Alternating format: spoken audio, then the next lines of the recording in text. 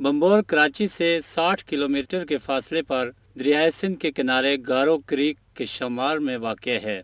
ये इलाका 65 एकड़ के रकबे पर फैला हुआ है। तारीख हमें बताती है कि बम्बोर का इलाका किले पर मबनी था। समुंदर के उतार चढ़ाव तूफानों ने इस तारीखी शहर को मन्नो मट्टी तले दफन कर दिया। यहाँ से जो खंडरात बाजियाब हुए, इनमें बंदरगाह का स्ट्रक्चर, रिहाइशगाह, नुआई इलाके में कच्ची बस्तियाँ, गोदाम, काम करने की जगह और मसनूई बैराज काबिल जिक्र हैं। तारीख के सफ़ात बताते हैं कि बम्बोर पहली सदी से 13वीं सदी तक अपने अरूज पर रहा।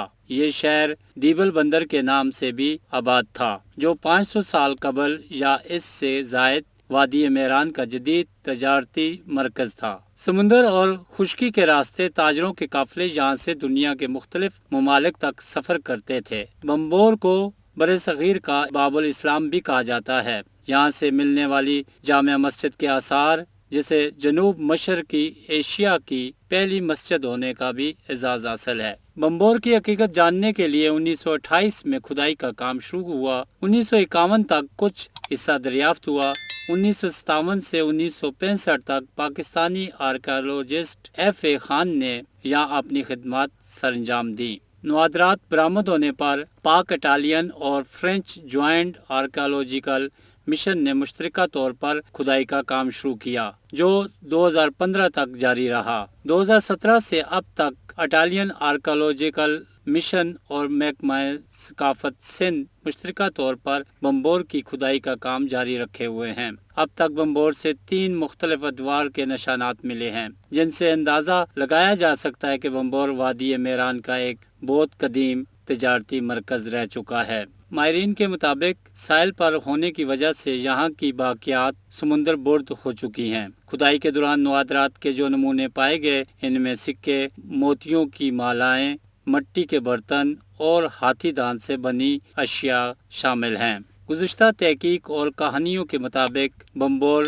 दीवल नामी बंदरगाह था, जहां अरब सिपहसालार मोहम्मद बिन कासिम हमला आवर हुआ था। हालिया खुदाई का एक मकसद बम्बोर और दीवल का तनाज़ा भी हल करना है।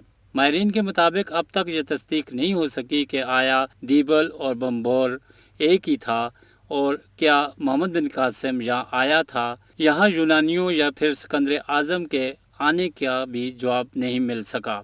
बहरहाल बम्बोर माज एक उजड़ा हुआ दियार नहीं, ये दियार मोहब्बत भी रहा है। सस्सी पन्नू की लोक रोमानवी दास्तान यहाँ से परवान चढ़ी। सस्सी अजीम अफाकी शायर हजरत शाह अब्दुल लतीफ़ की 7 सुरमियों में से एक है और शाह अब्दुल लतीफ़ ने सस्सी को पूरे 5 सुरों में गाया है। सस्सी पन्नू की दास्तान की गरें खोलने से अंदाज़ा होता है कि बम्बोर एक बहुत ही खुशहाल, वसी व अरीस रकबे और आबादी के एतबार से बड़ा शहर रहा होगा। पन्नू बेतौर एक ताजर काफिले के साथ बम्बोर आया। रोमानवी दास्तान हमें बताती है कि सस्सी अपनी सहेलियों के साथ खरीदारी के लिए बाजार जाया करती थी। यूं उसे देखकर कैच मकरान का बलोच शहजादा पन्नू उसे अपनी पहली नज़र में दिल दे बैठा।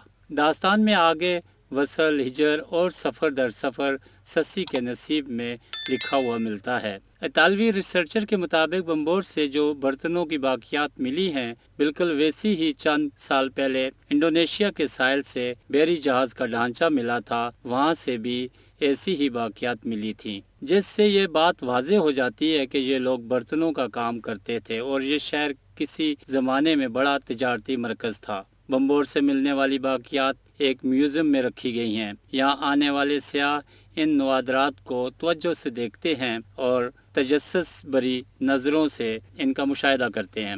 मुहक्किकीन के मुताबिक यहाँ पर 5वीं सदी ईस्वी से 9वीं सदी ईस्वी तक की आबादी के निशानात हैं। ज़ेरे आब शहर से पक्की गलियाँ और कारखाने भी बरामद हुए हैं। जानवरों की हड्डियाँ बताती हैं कि यहाँ बड़े जानवरों की हड्डियों से चूड़ियाँ, कंघियाँ और दीगर जेवरात बनाए जाते थे। ज़रिए आलात भी नामुकम्मल और टूटे हुए ले हैं, जिससे अंदाज़ा होता है कि यहाँ तैयार करदा मसनूआत को जहाँ जाना था वहाँ चली गई होंगी। कदीम शहर के बारे में ये राय आम है कि समुंदर के उतार चढ़ाव के साथ ये शहर बनता और बिगड़ता रहा। यहाँ के लोगों का कोई पता नहीं चल सका कि वो किधर गए, ताहाल तहकीक जारी है।